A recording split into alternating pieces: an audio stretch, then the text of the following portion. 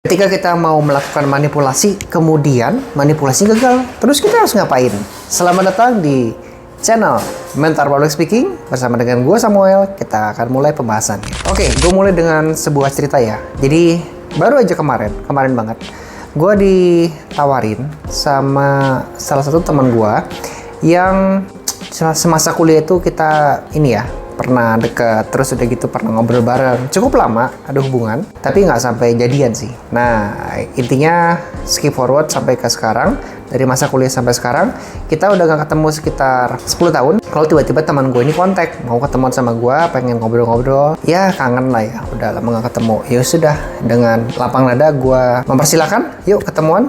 Dan for me ya, gue mah senang-senang aja ketemu orang ya. Terus kita ngobrol, dia main ke rumah, main ke sini nih. Nah, terus udah gitu kita tukar-tukaran informasi, sibuk ngapain, dan ujung-ujungnya dia tuh jualan ya. Jadi dia tuh cerita dia sekarang gabung di sebuah multi level apa, kemudian dia jualan, dan sekarang dia posisinya sudah cukup berhasil. Oke? Nah, intinya pas dia jualan itu gue sih nggak tertarik. Kenapa? Karena memang gue lagi nggak butuh aja produknya ya. Atau mungkin dia nawarinnya tuh nggak ketemu hot button gue tuh apa, dia nggak tahu, tapi dia menawarkan dari perspektif yang mana sebenarnya kurang tepat di guanya. Akhirnya singkat cerita gue nggak butuh lah. Lalu besoknya dia kontak gue lagi lewat WhatsApp, Sam, lu ketemu yuk sama teman gue nih, teman terdekat gue, yang mana dia tuh berhasil mengubah hidup gue dari apa jadi apa gitu ya, dari depression sekarang jadi lebih happy, dari gendut sekarang jadi lebih kurus. Oke, nah kalau ngomongin soal multi level kurus-kurusan, atau lu udah bisa nebak nggak ini multi levelnya apa?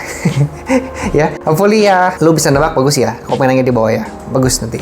Akhirnya dia mengundang seseorang untuk datang ke tempat gua. Ya sudah, kita meet up di toko, dan kayaknya gua punya tebakan. Dia mengajak seorang upline yang mana dirasa menurut dia lebih jago jualannya, lebih bagus nawarinnya, dan harapannya dengan upline yang diundang dia bisa memprospek gue lebih oke. Ya, oke, gue sudah bisa nebak sih. Akhirnya dia datang bersama dengan seseorang yang gak dikenal. Ya, ngomongnya sih teman terdekat, tapi ternyata bukan ya, memang upline-nya aja gitu. Nah, yang gue kurang begitu suka, dia building rapport tuh baru sebentar, udah langsung maksa ke jualan gitu, udah agak maksa. Nah, indikasi gue pertama ketika gue bakal dipaksa ya sama dia, pas salaman. Lu kan nggak tahu, di sini gue pernah nerangin materi salaman nggak? Jadi kalau yang namanya salaman tuh ya, itu kalau salah satu menekan tangan si lawan ya, jadi misalnya ada yang salaman nih, salah satunya ada yang menekan, artinya dia lebih dominan ya. Jadi kalau misalnya kalau lurus gini artinya seimbang, kalau salah satu menekan berarti yang menekan itu lebih dominan orangnya, itu artinya kalau salaman ya. Dan dia menekan gue, artinya dia lebih kepengen nguasain, lebih kepengen ngontrol, lebih kepengen ngatur, dan gue bisa nembak hasil akhir ceritanya adalah akan maksa nih kalau jualan. Aduh, gue udah malas aja nih. Tapi intinya sesuai dugaan ya, dia maksa. Ketika gue bilang, sorry kok, gue nggak mau, soalnya harganya mahal, belum ada duit. Enggak lah, murah, ini mah dibandingkan kesehatan lu, percaya deh, murah. Gitu dia bilang. Intinya dia berusaha mencari perspektif di mana itu sebenarnya murah, nggak mahal. Oke? Kalau gue bilang gue nggak ada duit, iya dia nggak percaya pasti. Oke, intinya dia maksa, dan itu kesel banget. Oke, singkat cerita intinya dia membaca gue nggak minat aja, nggak niat, dan dia akhirnya kabur. Ya bukan kabur sih, lebih tepatnya menghindar. Nah, tapi di situ gue masih berusaha untuk membangun kedekatan ya. Gue ajakin dia makan, plus teman gue yang itu ya, temen gue dulu waktu kuliah, gue ajakin makan juga. Tapi mereka langsung menolak dengan alasan mau buru-buru pergi. Ya sudah, ya gue anggap mereka cuma punya niatnya pengen jualan aja sih, gitu. Jadi belajar dari cerita barusan, kenapa ini gagal ya manipulasinya ya. Sebenarnya manipulasi itu kan intinya kita mencari kebutuhan orang, terus kita berusaha apa yang kita katakan itu orang lain tuh nurut. Udah gitu kita bisa mempengaruhi orang tanpa membuat dia tuh terpaksa nurut sama kita. Ya kurang lebih gitulah kalau manipulasi. Cuman di sini kenapa menjadi gagal? Pertama, aturan manipulasi ya, kita itu harus dekat sama seseorang. Ya harus dekat dulu. Nggak bisa kalau orang yang nggak dekat, masih stranger, kita nggak kenal sama sekali, tiba-tiba langsung manipulasi dengan cara maksa, meyakinkan. Ya syukur-syukur kalau misalnya kita bisa ketemu hot button-nya dia, kebutuhannya dia, berarti langsung masuk tuh manipulasinya ya. Berarti misalnya dia lagi butuh peluang bisnis, duit mah ada tapi nggak tahu harus ngapain. Oke, kita kasih peluang bisnis dengan multi level, bisa jadi meskipun nggak deket, tapi karena kena hot button-nya, ya sudah dapat tuh manipulasinya. Atau dengan ini ya, tadi kan multi level gue bilang ya, anggap aja ternyata gue mah sebenarnya nggak butuh bisnisnya, gue nggak butuh produknya, tapi gue butuh temennya ya, karena gue bingung nih menemukan komunitas komunitas yang selaras, yang se-vibe, se-frekuensi sama gue. Sekarang gue kesepian dan dia kebetulan bisa nawarin, bro Sam, lu merasa gak sih kesepian ketika jadi entrepreneur? Lu curhat ke siapa bingung, lu harus ngobrol sama siapa bingung. Nah di sini tuh kita punya sebuah komunitas yang bisa sharing bareng, terus kita juga bisa saling berbagi informasi. Lu bisa cerita kesulitan lu apa, dan lu kalau udah stuck ide, kita juga punya mentor nih yang spesialis di bidang bisnis. Oke, maybe itu jadi hot button gue untuk sekarang, dan akhirnya gue bisa masuk ke multi level itu. Mungkin karena bukan butuh produknya, atau mungkin bukan butuh bisnisnya, tapi karena ada teman-temannya.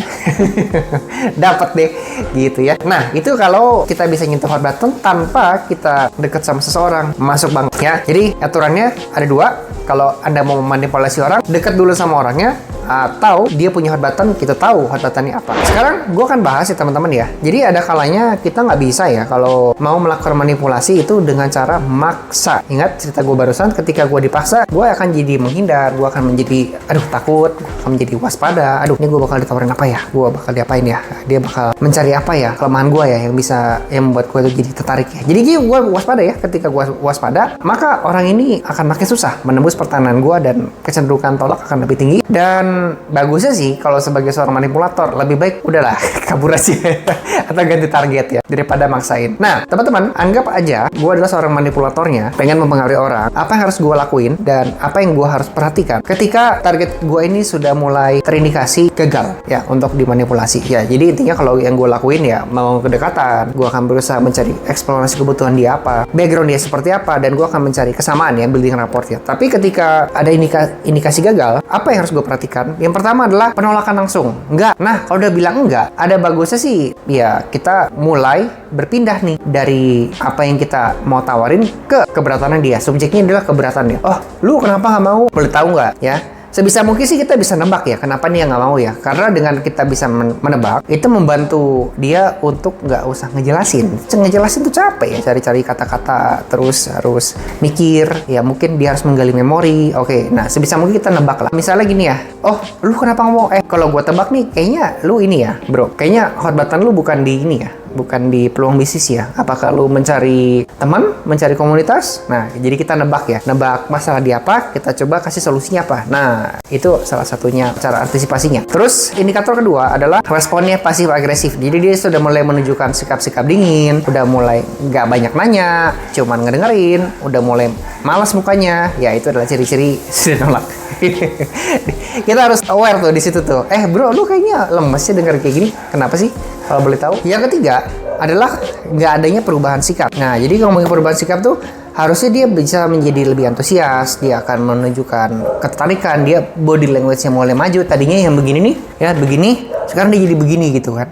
Nah, kalau dia sudah mulai menunjukkan sikap-sikap yang tertarik, itu cirinya kita bisa manipulasi ya. Tapi kalau dia males, kayak datar gitu, gak usah lah. Yang keempat adalah kehilangan minat dari target. Jadi benar-benar cuman terima pesan, ditanya ya dia jawab, ya sudah. Itu berarti namanya udah kehilangan minat ya. Dan yang kelima, ketika dia sudah mulai mengganti targetnya ya. Jadi tadinya kan dia ke lu, dia terus kita tuh malah mencoba memanipulasi lawan supaya temannya ini mendekati si target. Maka kalau temannya ini nggak membantu kita, akhirnya kita bisa indikasikan bahwa ini manipulasinya gagal ya. Jadi kalau temennya pun nggak mau bantuin, itu artinya manipulasi kita gagal dan kita harus udahlah. Mungkin ganti waktu, ganti tempat, atau mungkin ganti momen aja.